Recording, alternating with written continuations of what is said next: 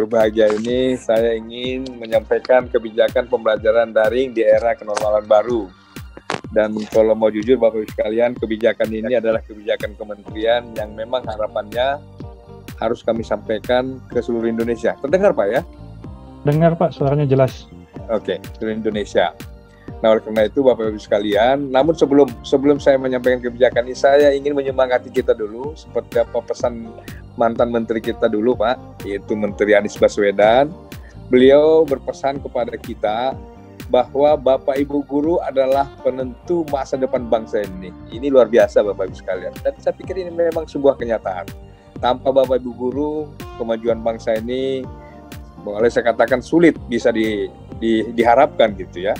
Lalu beliau juga berpesan kepada kita Bapak Ibu sekalian, kutitipkan kemajuan bangsa ini pada pundak Bapak Ibu guru. Luar biasa ini.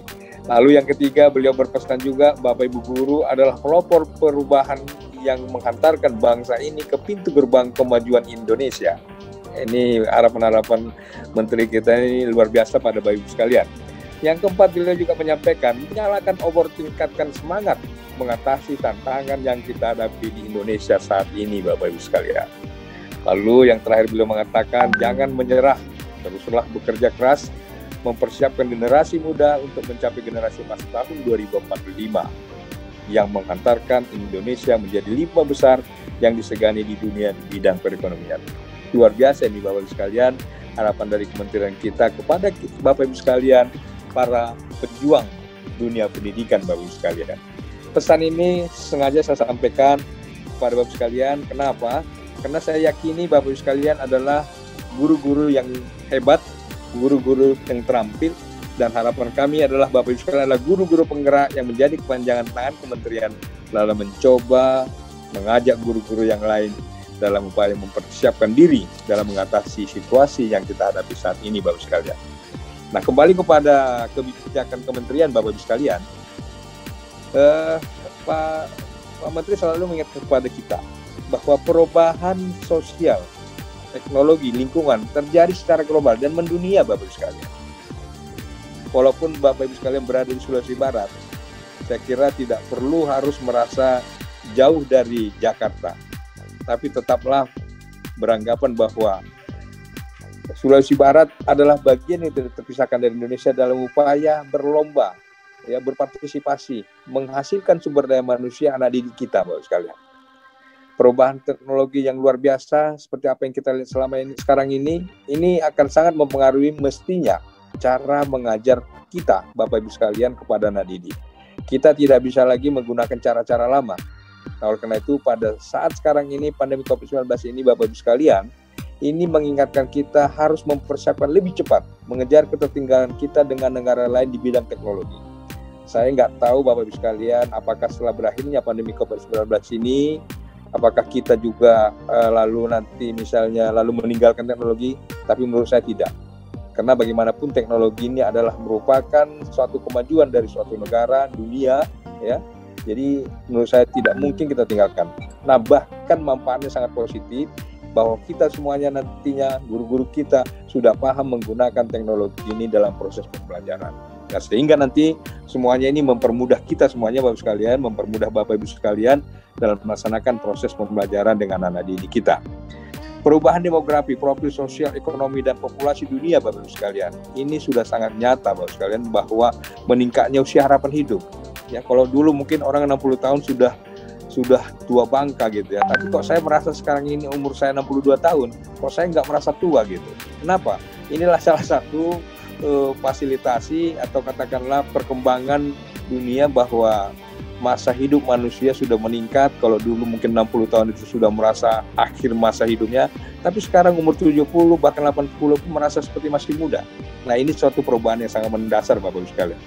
Lalu kemudian habisnya bahan bakar akibat banyaknya populasi dunia yang menggunakannya. Tapi untung Bapak Ibu sekalian, Indonesia, Presiden kita Jokowi sudah mencoba mengantisipasi. Jika bahan bakar dari perut bumi ini sudah habis, maka beliau sudah menyiapkan sawit-sawit yang kita tanam di seluruh pelosok tanah air ini bisa dijadikan bahan bakar yang akan kita gunakan sebagai bahan transportasi kita dalam melaksanakan mobilisasi Bapak sekalian. Nah, untuk ini mungkin Indonesia tidak terlalu khawatir. Tapi untuk hal lain Bapak Ibu sekalian, Indonesia harus bisa mengantisipasi, menyikapi, dan harapannya bisa mengimbangi perkembangan dunia agar kita tidak tertinggal dengan negara lain. Lanjut Bu. Yang kemudian, cara kerja masa depan Bapak Ibu sekalian, ini jelas pasti berubah. Ya. Bagaimanapun munculnya jenis pekerjaan baru, ya. Struktur organisasi perusahaan itu berubah total. Kalau dulu Bapak Ibu sekalian, kemajuan satu perusahaan hanya semata-mata ditentukan oleh pimpinan perusahaan. Tapi saat-saat sekarang ini Bapak Ibu sekalian, dukungan dari sumber daya manusia, tenaga kerja, itu sangat mempengaruhi kemajuan suatu perusahaan. Nah, oleh karena itu Bapak Ibu sekalian, Bapak Ibu guru, persiapkanlah sumber daya manusia kita, persiapkanlah anak didik kita agar harapannya mereka mampu kelak menjadi orang-orang terdepan dalam merubah situasi kondisi dunia kerja yang ada di Indonesia ini. Demikian juga otonomi kerja Bapak Ibu sekalian, ya. Karir sekarang ditentukan oleh masing-masing sumber daya manusia, masing-masing manusianya, bukan lagi ditentukan oleh perusahaan. Nah, pemberdayaan teknologi ini tidak bisa dihindari Bapak sekalian. Teknologi menyederhanakan pekerjaan sehari-hari, menghubungkan pekerja dengan efisien. Coba Bapak sekalian, andai kata nanti pandemi COVID sudah berakhir, mungkin Bapak Ibu sekalian dalam melaksanakan proses pembelajaran, bagian anak didik kita itu tidak bisa hadir di tatap muka di sekolah. Mungkin Bapak Ibu sekalian sudah juga bisa mengajak yang bersangkutan mengikuti proses pembelajaran dari rumah. Jadi tidak perlu misalnya, ya kalau tidak hadir ya ketinggalan mata pelajaran. Tidak. Dengan teknologi yang berkembang sekarang ini, maka harapannya anak didik kita yang ada di rumah pun sebenarnya tetap bisa mengikuti proses pembelajaran dengan menggunakan teknologi yang kita kembangkan. Lanjut Bu. Lah kemudian sistem pendidikan Indonesia juga akan mengalami perubahan. Kalau tidak Bapak Ibu sekalian, yang pasti kita pasti tertinggal dengan negara lain. Perekonomian Indonesia akan berubah total. Ya, jadi kalau kita lihat Bapak Ibu sekalian, kadang-kala saya bingung lihat negara kita ini. Saya kira Presiden dengan seluruh jajarannya sudah berusaha menciptakan satu aturan yang lebih sederhana. Sebenarnya aturan Omnibus Law itu adalah memudahkan semua cara. Tapi kadang-kala di sisi lain masih ada di antara kita ini yang menolak kehadiran undang-undang tersebut. Ini adalah salah satu terobosan yang dilakukan oleh pemerintah terkait dengan bagaimana cara memudahkan dalam berbisnis di Indonesia. Dengan berbisnis di Indonesia, maka sumber daya manusia kita bisa termanfaatkan dengan baik. Maka oleh karena itu Bapak sekalian, untuk bisa menyiapkan sumber daya manusia yang baik, kembali seperti harapan Pak Menteri tadi, ada di tangan Bapak Ibu sekalian. Siapkanlah sumber daya manusia yang berkualitas, sehingga harapannya tuntutan perekonomian dunia, tuntutan perekonomian Indonesia, ini bisa kita fasilitasi dengan menyiapkan sumber daya manusia yang berkualitas. Lalu perubahan sosial kultural dan demografi Indonesia, ini juga harus kita sesuaikan Bapak sekalian. Jika tidak, maka kita juga pasti akan tertinggal dengan negara-negara lain. Gambaran pasar kerja Indonesia yang berbeda-beda. Saya yakini Bapak sekalian, pekerjaan yang ada sekarang kemungkinan 5-10 tahun ke depan sudah tidak bisa lagi sebagai pekerjaan yang bisa dilaksanakan atau diikuti oleh anak didik kita. Oleh karena itu Bapak sekalian, antisipasi kita bagaimana memfasilitasi anak didik kita sehingga harapannya dunia pekerjaan 5-10 tahun ke depan anak didik kita adalah sumber daya yang mampu untuk mengimplementasikannya, melaksanakannya untuk bisa bekerja dengan berkualitas. Lanjut. Nah kemudian Bapak sekalian, Indonesia membutuhkan sumber daya yang terpelajar, ya, luhur, adaptif, dan kolaboratif untuk mencapai target pembangunan 2045. Nah, kalau kita lihat dari sini Bapak sekalian, pengembangan SDM dan sains adalah penguasaan teknologi merupakan tuntutan yang diharapkan, ya, sehingga harapannya semua perkembangan teknologi yang ada di dunia kita tidak tertinggal dengan negara lain. Walaupun sampai saat ini memang mungkin jika dibandingkan negara-negara yang adidaya, kita masih tertinggal.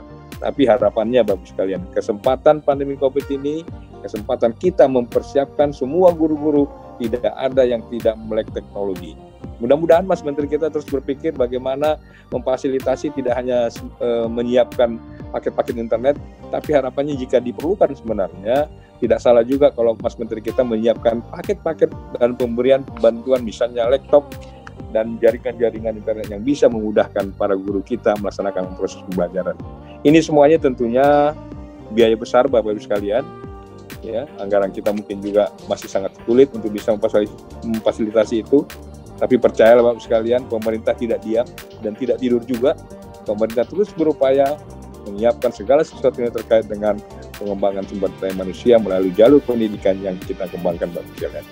Pembangunan ekonomi berkelanjutan, ini juga adalah Bapak sekalian yang harus kita antisipasi, meningkatkan kemudahan berbisnis dan juga mengembangkan industri-industri.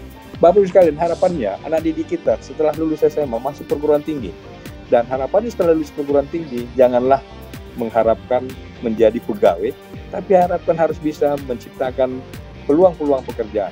Bahkan jika diperlukan, maka kalau bisa lulusan anak didik kita, mahasiswa kita bisa menjadi penggerak dalam dunia pekerjaan. Ini harapannya Bapak sekalian. Kalau kita lihat sekarang ini, kalau kita mau jujur lagi Bapak sekalian, anak-anak didik kita, mahasiswa-mahasiswa yang baru lulus, kalau kita lihat menjadi YouTuber saja pun mereka bisa jadi orang milioner. Ya, pertanyaannya, kalau yang lain bisa, kenapa anak didik kita tidak? Nah, ini yang perlu harus kita perjuangkan, sehingga harapannya sumber daya manusia yang kita hasilkan ini benar-benar bisa mendukung mengatasi globalisasi yang telah mendunia pada saat sekarang ini, Bapak sekalian. Kemudian yang perlu diingatkan juga, memperkuat ketahanan nasional dan pemerintahan.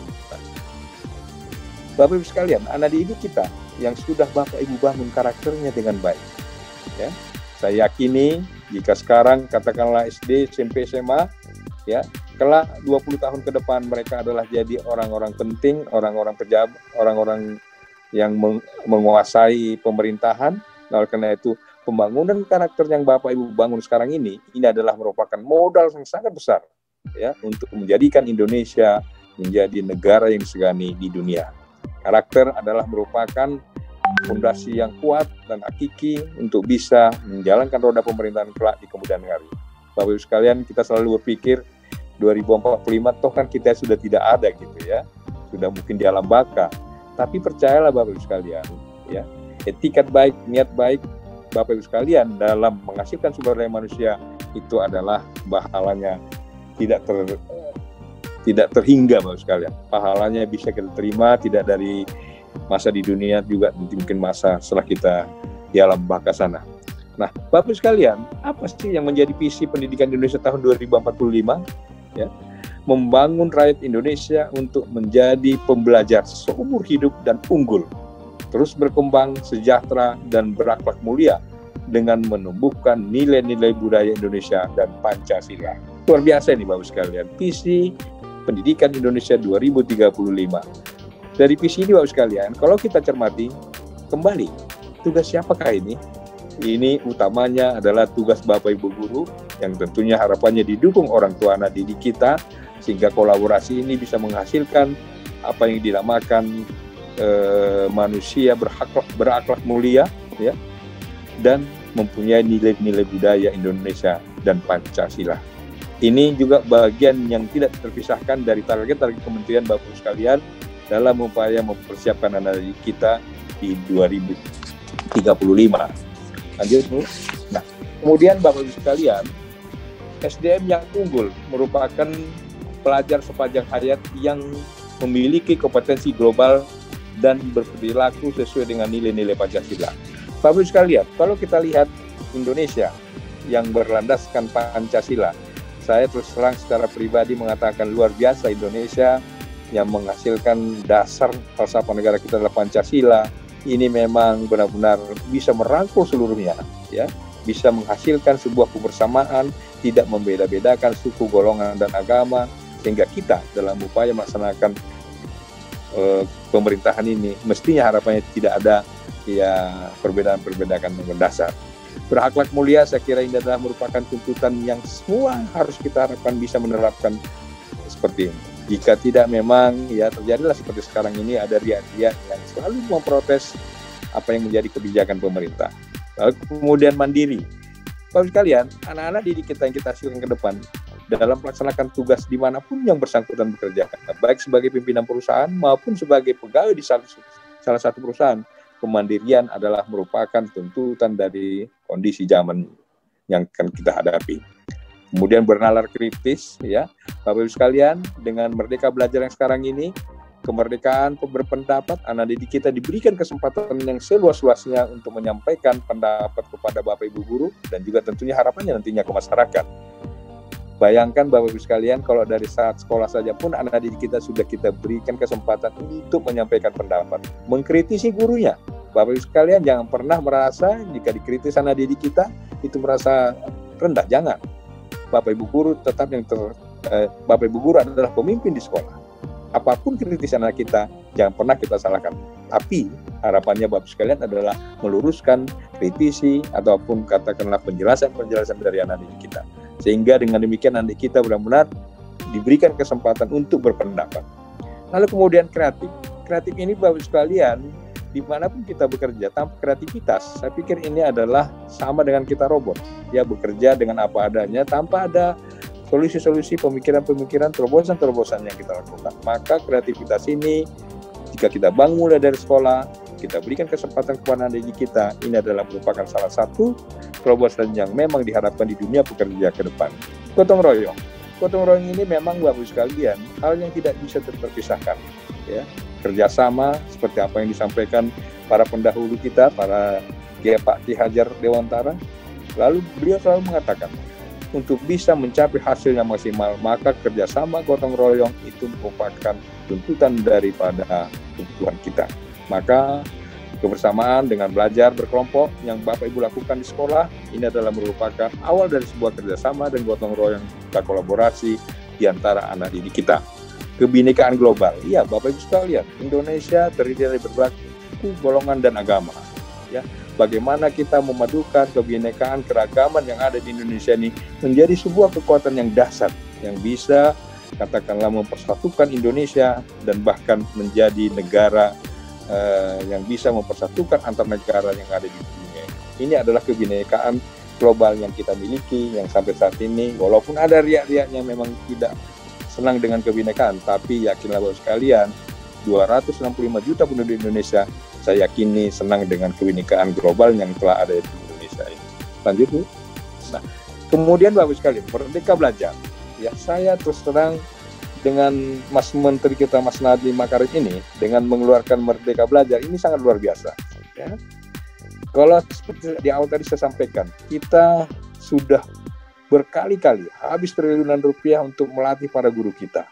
Kok sepertinya kita memang kurang merasakan dampak positif daripada pelatihan yang sudah kita lakukan. Tapi dengan Merdeka Belajar, ini adalah suatu kesempatan kepada Bapak Ibu guru sekalian, memang benar-benar merdeka mengeluarkan ide pendapat.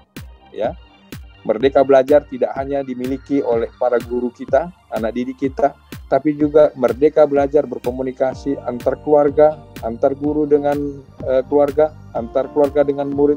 Ini diberikan kebebasan untuk menyampaikan pendapat. Kolaborasi ini Bapak sekalian, ya, antara guru, masyarakat, dunia usaha, ini adalah salah satu cara untuk bisa mengeluarkan kreativitas dari apa yang kita miliki semuanya Bapak sekalian. Sharing satu sama lain ini saya kira mempercepat proses mengatasi permasalahan yang kita hadapi.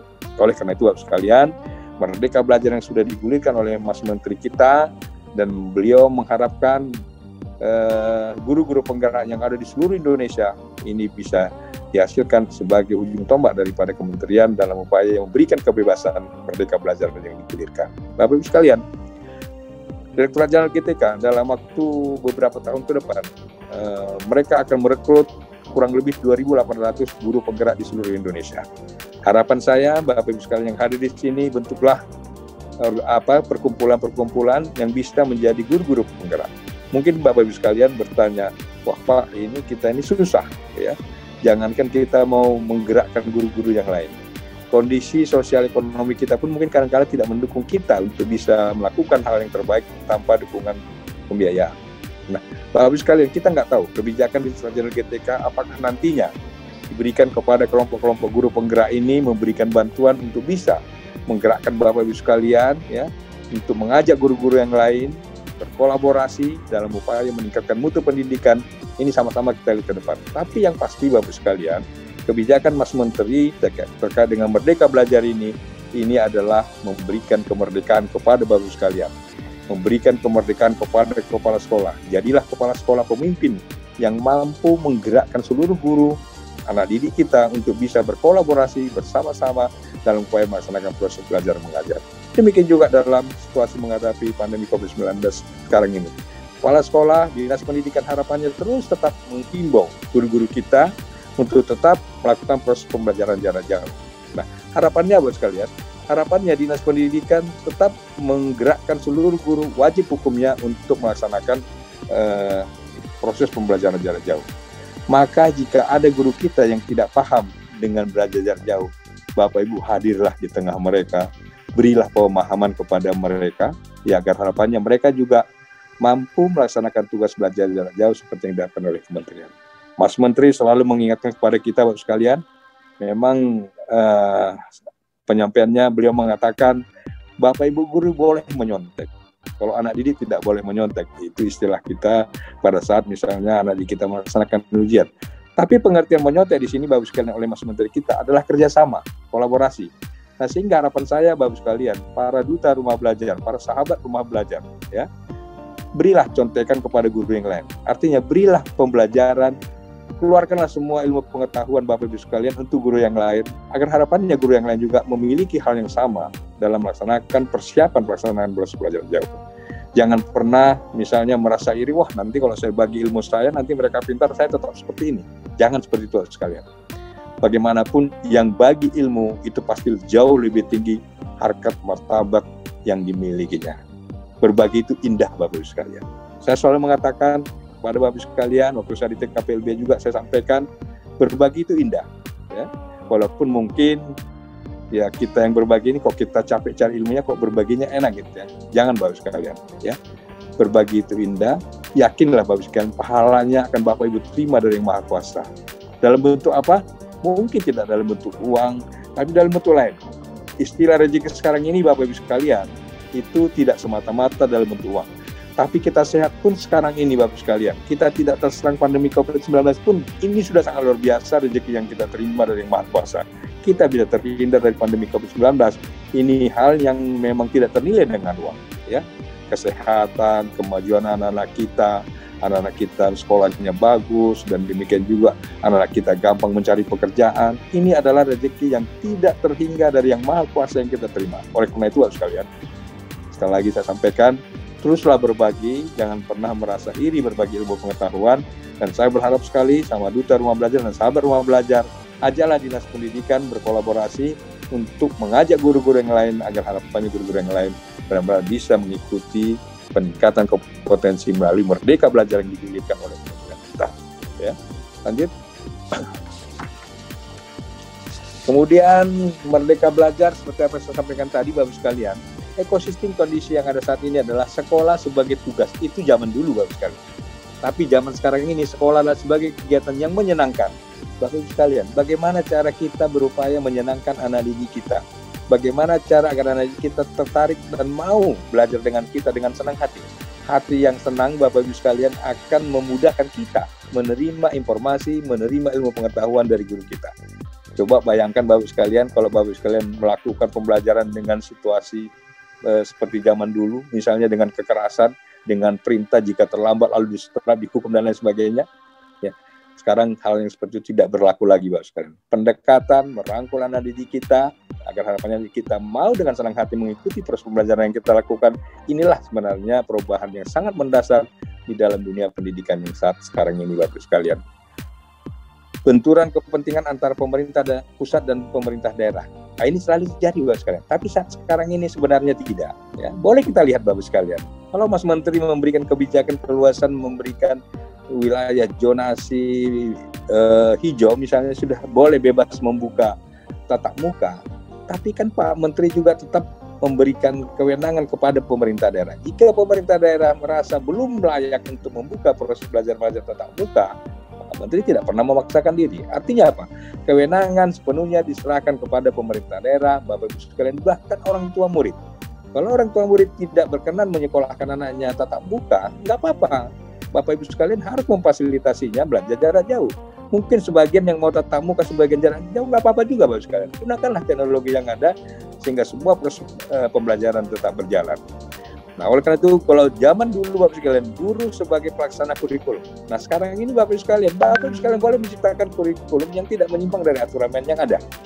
Begitu bebasnya Bapak Ibu sekalian. Bagaimana caranya misalnya memberikan pembelajaran kepada anak didik kita yang harus dicapai 1 semester, 1 tahun untuk bisa mengukur apakah anak didik kita sudah layak naik kelas atau tidak, itu Bapak Ibu sekalian diberikan kebebasan untuk bisa berkolaborasi, menciptakan kurikulum yang memang itu merupakan tuntutan dari situasi kondisi anak didik kita. Dulu guru sebagai sumber pengetahuan satu-satunya, sekarang tidak Bapak Ibu sekalian. Bapak Ibu tidak perlu kecewa kalau misalnya ternyata anak didik kita lebih paham tentang IT. Bapak Ibu belajar dari kita juga tidak masalah. Ya. Ini adalah merupakan kolaborasi antara guru dengan anak kita. Yang pasti Bapak Ibu guru adalah menjadi juri, ya. Jika anak didik kita menyampaikan pendapat, memberikan pemahaman yang lain, Bapak Ibu guru hanya tinggal meluruskan. Jika salah, luruskan, tapi jangan pernah memberikan nilai salah kepada anak didik kita. Tetap kata-kata bagus, baik itu disampaikan, tapi disempurnakan menurut ibu guru kita yang terbaik, yang benar itu yang mana, ya. Ini zaman sekarang Bapak sekalian, jadi tidak boleh lagi kita mengatakan wah itu salah. Nanti jangan sampai mematahkan semangat anak didik kita untuk belajar. Tetap diberikan apresiasi kepada anak didik kita. Lalu kemudian kualifikasi sebagai penentu kualitas. Saya kira untuk sekarang ini tidak Bapak sekalian. Siapapun bisa menentukan keberhasilan proses belajar mengajar, ya. Jadi oleh karena itu keberhasilan di ruang kelas itu semuanya tergantung Bapak Ibu sekalian. Bagaimana Bapak Ibu sekalian memanfaatkan lingkungan kelas, memberdayakan murid kita, menyampaikan ide-ide dan menyampaikan topik-topik pembelajaran. Silakan anak didik kita mencari tahu sendiri jawabannya, dan kemudian silakan anak didik kita memberikan pendapat apa yang dia peroleh dari proses pembelajaran yang dilakukan. Saya hanya membayangkan Bapak sekalian, zaman saya SMA dulu, itu boro-boro kita diperkenankan memberikan pendapat. Bertanya saja pun kadang-kala kita di stop karena memang gurunya belum selesai ngoceh. Nah kalau sekarang ini, kalau anak didik kita mau bertanya silakan. Dan justru pada saat anak didik kita bertanya, berarti anak didik kita fokus, ya, fokus terhadap proses pembelajaran yang kita laksanakan. Lanjut.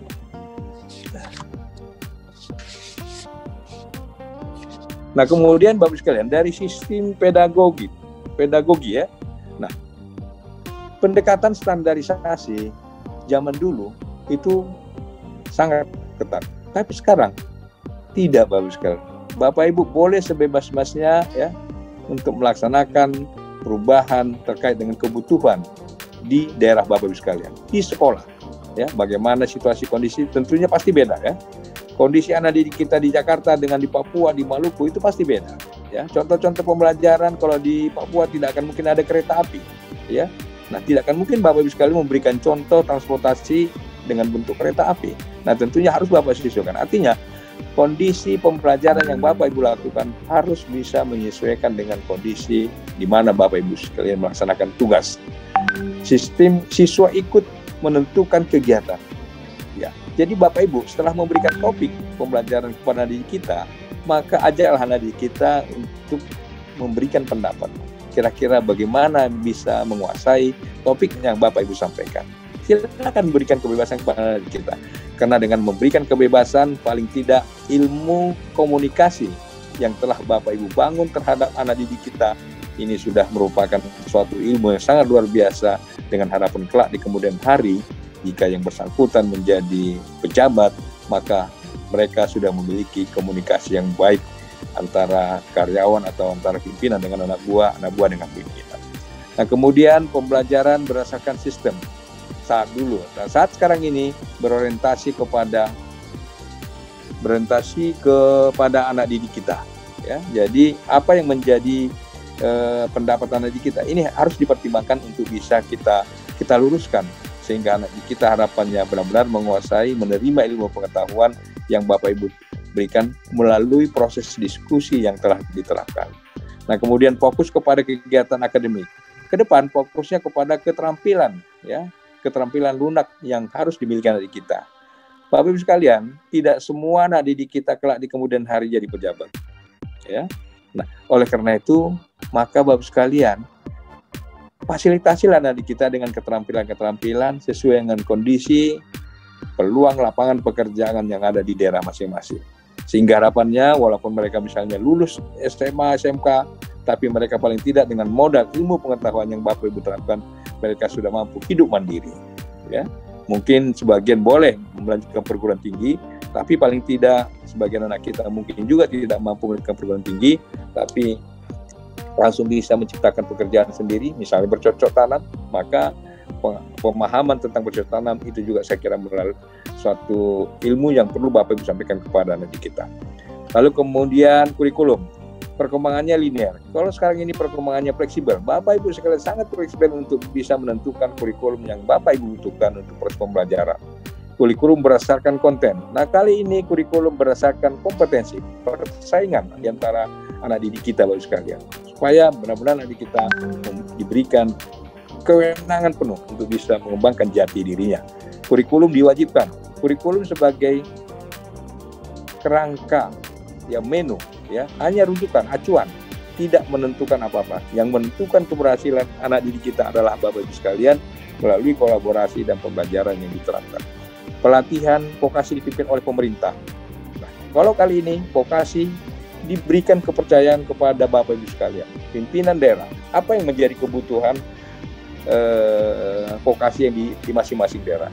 Tidak akan mungkin misalnya pemerintah pusat menentukan vokasi terkait dengan katakanlah bercocok tanam ke lautan, sementara daerah Bapak Ibu sekalian di daerah pegunungan. Ini kan nggak cocok. Nah, oleh karena itu masalah pengembangan vokasi sepenuhnya diberikan kepada pemerintah daerah, dinas pendidikan, dan akhirnya kepada Bapak Ibu guru di bawah pembimbing kepala sekolah. Kembangkanlah vokasi ini sesuai dengan tuntutan kebutuhan di daerah Bapak Ibu sekalian. Kenapa? Karena pada akhirnya hasil pendidikan Bapak Ibu sekalian bisa bekerja sesuai dengan lapangan pekerjaan yang ada di daerah Bapak Ibu sekalian. Lanjut. Nah, kemudian pendidikan berbasis teknologi yang memerlukan sarana prasarana yang memadai di setiap sekolah. Ya, jadi kalau ini tadi sudah saya jelaskan Bapak sekalian, pemerintah memfasilitasi hampir semua terfasilitasi ya. Jadi paket internet sudah diatasi, bahkan saya sudah sampaikan tadi, tolong Bapak Ibu guru kita, anak didik kita yang belum mendapatkan paket internet boleh melakukan peninjauan kembali terhadap data dapuriknya supaya semuanya terfasilitasi sehingga meringankan beban biaya orang tua, guru-guru kita, dan harapannya anak didik kita. Nah, kemudian ketersediaan paket perangkat belajar. Ya, perangkat belajar ini memang harapannya tidak hanya pemerintah pusat, tapi harapan kita juga pemerintah daerah juga bisa memfasilitasi perangkat belajar yang diperlukan di masing-masing daerah. Ya, tentunya harapannya semuanya harus bijak menggunakan dana yang ada pada masing-masing sehingga semua apa yang menjadi tuntutan kebutuhan dunia pendidikan ini bisa terfasilitasi dengan baik. Lalu kemudian konektivitas internet listrik untuk daerah 3T, ya. Ini juga sebenarnya kita sudah melakukan kerjasama dengan Kominfo agar paket internet ini harus sudah bisa menjangkau seluruh Indonesia. Situasi pandemi COVID ini jangan lagi membeda-bedakan wilayah perkotaan, tapi juga harapannya seluruh daerah pedesaan juga bisa terjangkau dengan koneksivitas internet yang kita harapkan. Demikian juga misalnya listrik, saya kira kalau listrik ini sudah hampir semua lah mestinya. Tidak ada daerah yang tidak terjangkau listrik. Ini adalah merupakan tuntutan dari kebutuhan hidup, sehingga harapannya semua proses pembelajaran baik yang ada di daerah yang tidak terjangkau sekalipun itu tetap bisa melaksanakan proses belajar mengajar. Lanjut. Dari beberapa contoh sekolah masa depan. Nah, kalau kita lihat Bapak Ibu sekalian, tuntutan kondisi masa depan.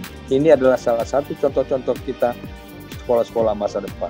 Begitu merdekanya anak didik kita sekarang mengeluarkan kreativitas, kemampuan yang dimiliki, dan bahkan kalau mau jujur Bapak Ibu sekalian, anak didik kita mungkin jauh lebih pintar mencari informasi, baik itu melalui YouTube, ya, melalui rumah belajar, bahkan mungkin melalui TVRI dan lain sebagainya. Saya yakin anak didik kita lebih cerdas untuk bisa mendapatkan informasi, ilmu pengetahuan daripada kita. Ya. Jadi kondisi ini jangan kita kecilkan, tapi harapannya jadikanlah mereka menjadi orang-orang terdepan dalam upaya melakukan terobosan, sehingga harapannya apa yang menjadi cita-cita kita, kemampuan adik kita terus meningkat sesuai dengan kebutuhan sumber daya manusia masa depan. Lanjut. Ini masih ada waktunya Pak ya, ini panjang sekali nih. Kebijakan pendidikan saya kira ini sudah kita laksanakan Bapak sekalian dan semua sudah paham ya. Lanjut aja ini Bu. Ya. Pak, ini berapa menit lagi? 5 menit lagi Pak. Oh 5 menit lagi. Ya.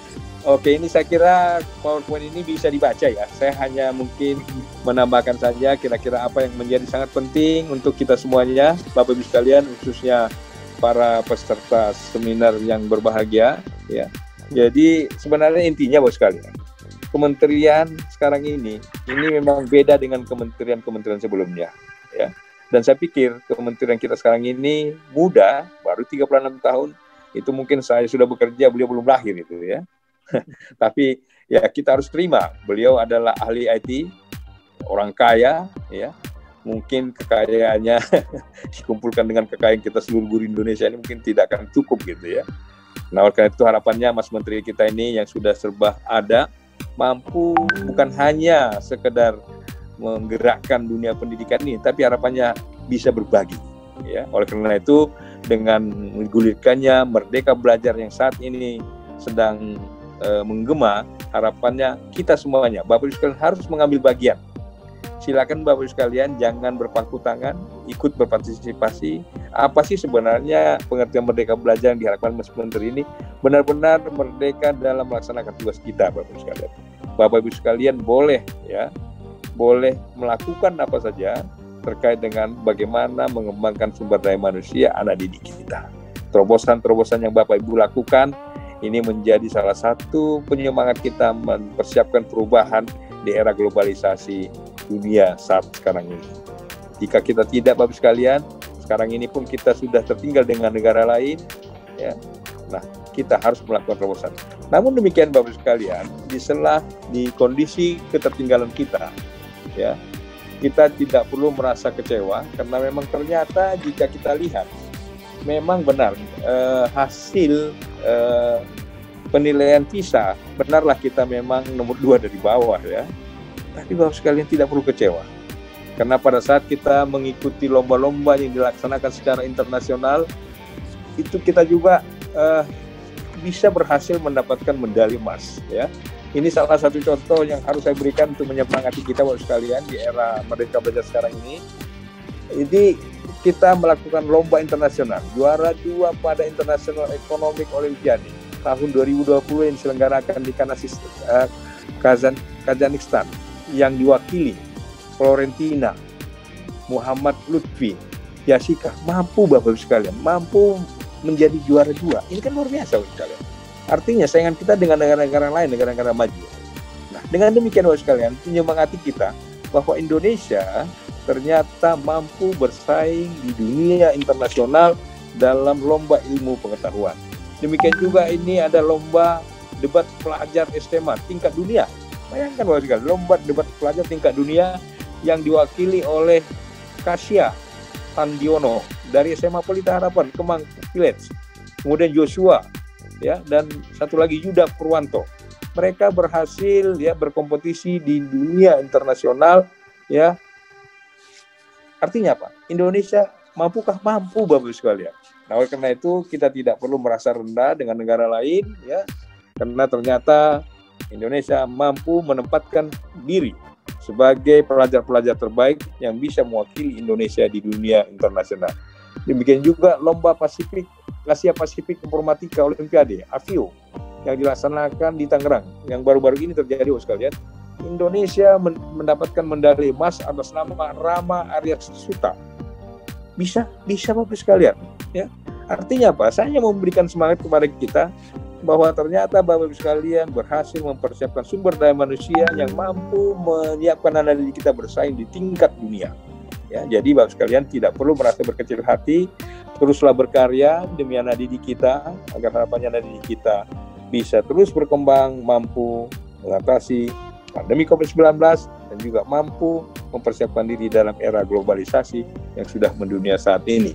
Harapannya memang Bapak Ibu sekalian di era kondisi sekarang ini paling tidak kita tidak stagnan dalam setahun ini dalam melaksanakan proses belajar mengajar. Anak-anak tidak kita rugikan, tetap terjadi proses belajar mengajar ya untuk bisa mengukur apakah anak kita nanti layak naik kelas atau tidak layak naik kelas. Tapi harapannya tentunya Bapak sekalian melalui proses belajar jarak jauh yang telah Bapak Ibu lakukan, ini adalah salah satu kesempatan untuk mempersiapkan anak didik kita agar lebih melek IT yang ada sekarang ini. Ke depan Bapak Ibu sekalian, teknologi tidak bisa kita tinggalkan. Tapi bukan berarti teknologi akan menggantikan posisi Bapak Ibu sekalian, itu tidak akan mungkin. Tapi teknologi adalah merupakan fasilitas yang Bapak Ibu gunakan untuk bisa meningkatkan kompetensi dunia pendidikan anak didik kita. Itu saya kira kesimpulannya Bapak Ibu sekalian, pesan terakhir dari saya untuk kita semuanya. Bapak Ibu sekalian, khususnya Duta Rumah Belajar, sahabat Rumah Belajar, dan dari Dinas Pendidikan, saya berharap sekali agar harapannya kita berkolaborasi. Ya. Bapak Ibu sekalian yang mungkin merasa kurang informasi, boleh bergabung, boleh menanyakannya kepada Pusdatin. Pusdatin ini adalah pusat teknologi, apapun ada terkait dengan teknologi, Pusdatin saya yakin ini bisa memfasilitasinya. Oleh karena itu Bapak Ibu sekalian, jangan pernah merasa menjadi orang nomor 2, jangan pernah merasa menjadi orang yang terbelakang, tapi Bapak Ibu sekalian adalah orang-orang terdepan seperti yang disampaikan Anies Baswedan tadi, yang bisa merubah ya masa depan bangsa ini. Kami percaya Bapak Ibu sekalian, kerjasama, kolaborasi Bapak Ibu sekalian untuk bisa mengajak guru-guru yang lain. Harapan saya, harapan kita semuanya Bapak Ibu sekalian, tidak ada satu guru pun di Sulawesi Barat yang tertinggal teknologinya. Kata kuncinya gampang. Harapannya Dinas Pendidikan mengeluarkan suatu kebijakan bahwa dalam proses mengatasi pandemi COVID ini, proses belajar mengajar tetap berjalan.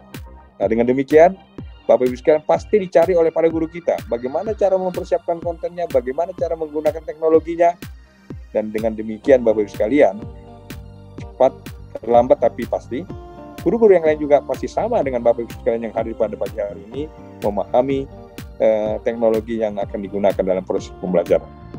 Dengan cara ini Bapak Ibu sekalian, kita sudah melampaui mungkin 10 tahun.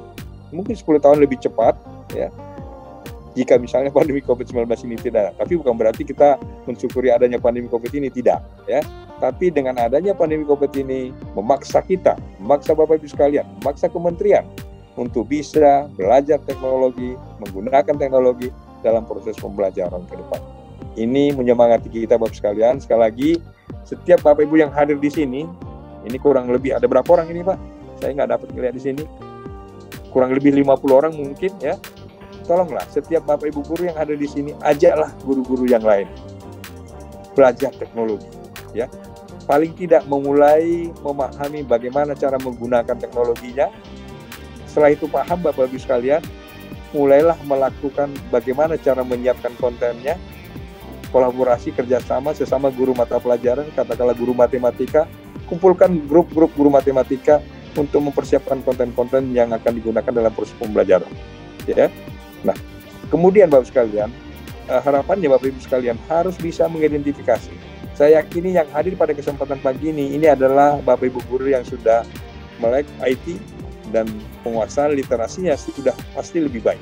Nah, sekarang Bapak sekalian, Bapak Ibu dihadapkan dengan Bapak Ibu guru kita yang lain yang mungkin belum melek IT dan juga pemahaman literasinya masih sangat rendah. Nah, ini harus dipilah-pilah karena tidak mungkin Bapak Ibu sekalian melatihkan langsung bagaimana cara pembuatan konten kepada guru yang belum memahami IT.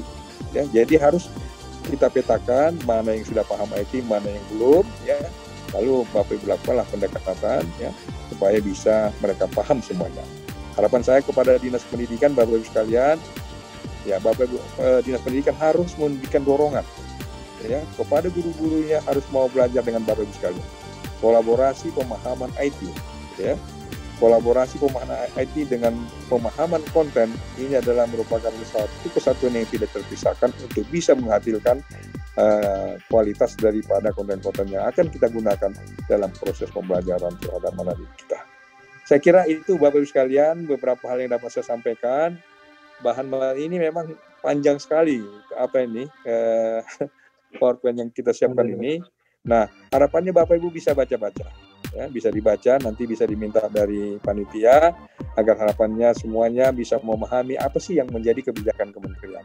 Mudah-mudahan pada pertemuan pada pagi hari ini kepada seluruh peserta yang mengikuti seminar atau pelatihan pada pagi hari ini, mudah-mudahan semuanya sukses, bisa menjadi guru-guru penggerak ke depan dalam upaya memerdekakan dunia pendidikan, memerdekakan pelajar Bapak sekalian.